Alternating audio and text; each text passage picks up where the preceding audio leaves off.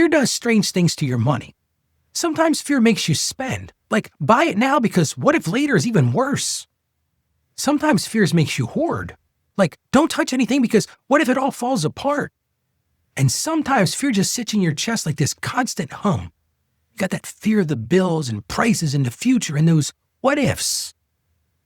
And friend, fear can feel like you're being responsible, but really, it's just keeping you trapped. And here's the truth. Fear is not from God.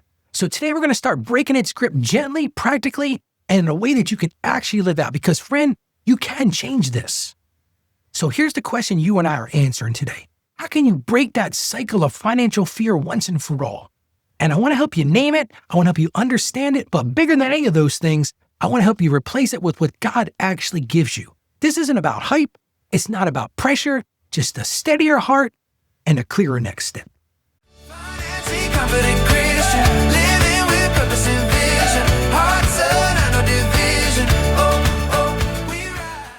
Hey friend, Ralphie Step Jr. here. Welcome to Financially Confident Christian, where we learn how to walk through life and money with wisdom, with peace, and with a heart anchored in God's truth. My mission is simple, to help you break that cycle of financial shame and build steady habits which are rooted in faith and become truly financially confident Christians. And I'm so happy you're here today. Yesterday, you and I talked about the lie of more and how chasing money as the source of peace will never actually satisfy us.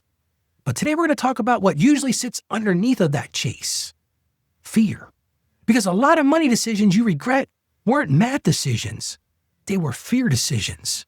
So today isn't about learning some new trick. I don't have some new fancy way to do it. Today is about learning a new anchor. So friend, if you've been living with that hum of fear, I want you to know this. God is not disappointed in you. God is still inviting you in. So here's today's question. Ralph, I'm trying to do better with money. But if I'm being honest, I am always afraid. I'm always afraid I'm going to mess up. I'm always afraid something's going to happen. I'm always afraid I'm never going to catch up. And that fear makes me do things I don't even want to do, Ralph. How do I stop living like this? Well, friend, first thing I want to say is thank you for that honesty. Because naming it is already part of healing it. That's one of the big steps of this. And see, if you can name it, you can actually start changing it. And as you're listening right now, if money fear has been following you, you're not crazy, you're not weak, you're not failing. Fear is pervasive in our lives. It whispers this, it whispers, be on edge. You better stay in control. Prepare for disaster. Don't trust anyone. And listen, don't trust God. Not with this. But living in that fear is exhausting. Because fear requires you to carry the future alone. But friend, you were never meant to carry this alone. You were meant to be led, held, and steadied. Let's be clear. Financial fear isn't always loud. Sometimes it's subtle. It can sound like this in your own mind. I should probably keep this on a credit card, well, just in case. Or maybe in your giving, I can't give, what if I need this later? Or I can't start this savings plan or this debt reduction plan because guess what, I might fail. Oh, and I can't look at my numbers, that's way too much for me to handle, that's just overwhelming. But fear does three main things to us. It makes us avoid, it makes us control, and it makes us react. And none of those create peace in our lives. See, peace comes from faith, and faith grows through trust. That's what we really talked about yesterday. So today we're not pretending that fear isn't real. It is real. We're just refusing to let fear be our leader. I'm Ralphie Step Jr. I'm an accountant, and I've worked with people at every income level.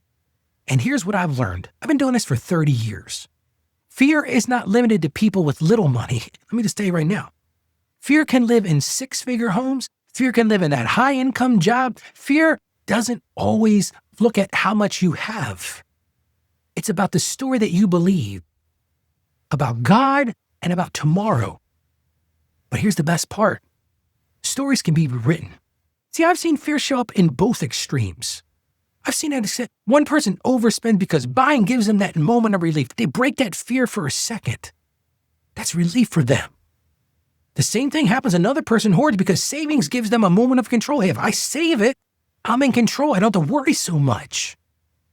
But both of those folks are trying to solve the same problem. Let's name it. I don't feel safe. But here's the turning point. Money is never going to heal that. No matter how much you have, how much you hoard, how much you spend, how much you save, it's never going to heal that. Only God can heal that. And God doesn't shame you for being afraid.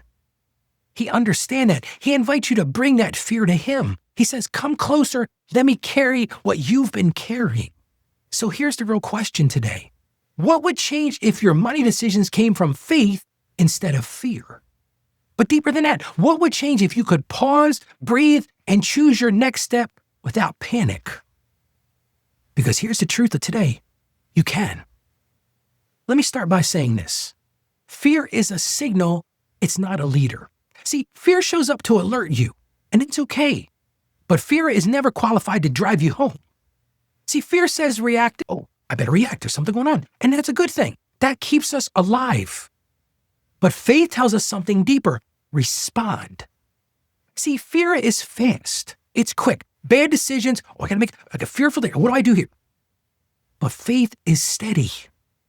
And friend, you don't need fear to lead in order to be wise. You just need awareness and you need a plan. See, for so many of us, fear often hides under control. Let's just name it. Fear doesn't always look like panic. Sometimes fear looks like perfectionism. I'm guilty of this.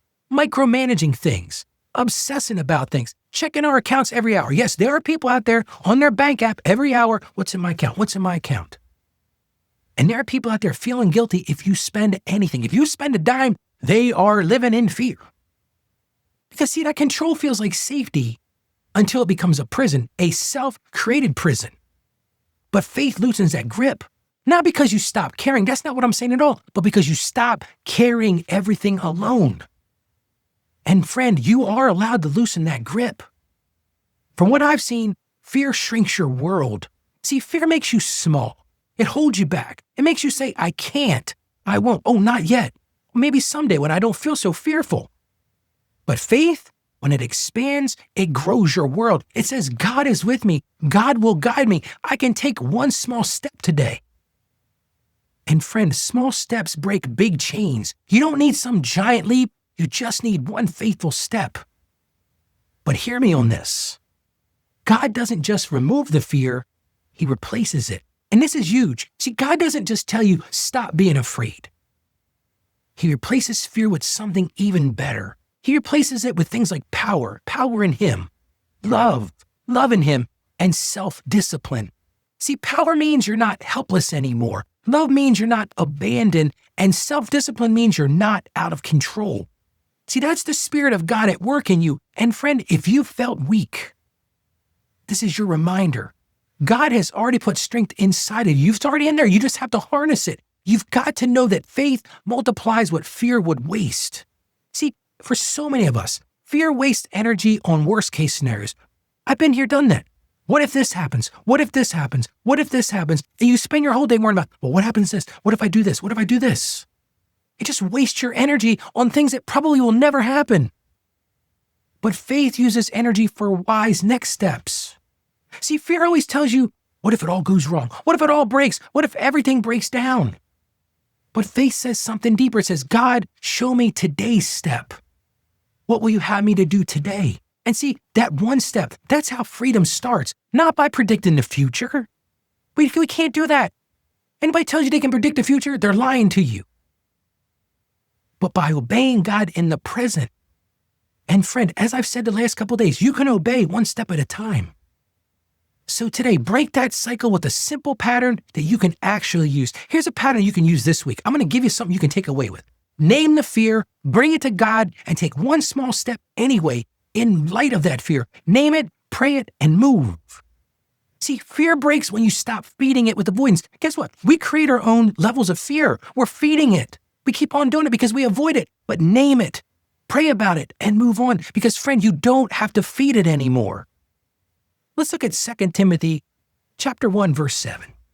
For the Spirit of God gave us does not make us timid, but gives us power, love, and self-discipline. And now you could say, that's great. That's a very comforting verse, Ralph.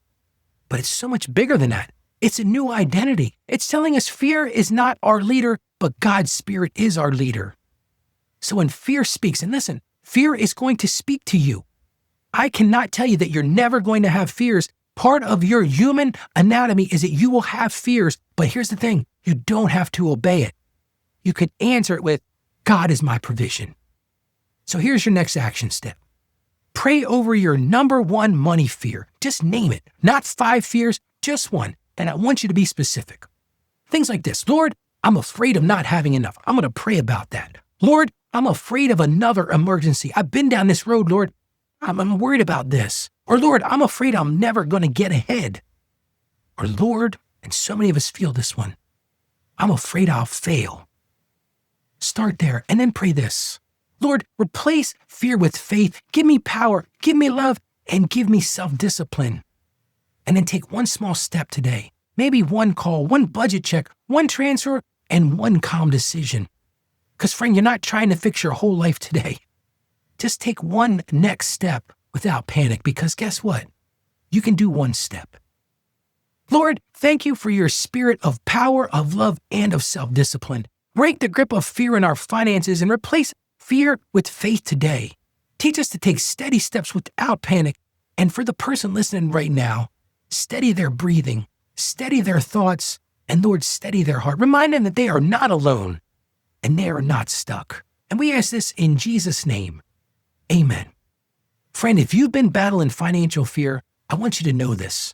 You don't have to do this alone. Come join our community at financiallyconfidentchristian.com/join. Again, that's financiallyconfidentchristian.com/join. This is a place where you can truly breathe, where you can learn and you can grow without shame. And friend, you belong here. See, fear doesn't get the final word in our lives. God does. And you can take that next step without panic. Now, tomorrow, we're going to talk about how you can build confidence in your finances even if you feel clueless. Yes, tomorrow's episode is going to be for that person that feels clueless. So friend, if you know somebody right now that's battling financial fear, why don't you share this episode with them? Share the show with them, because this show is not about financial shame. It's about learning to walk in wisdom, learning to stay financially savvy, and truly learning to become a financially confident Christian. God bless you, and I hope to join me tomorrow. Financially confident Christian.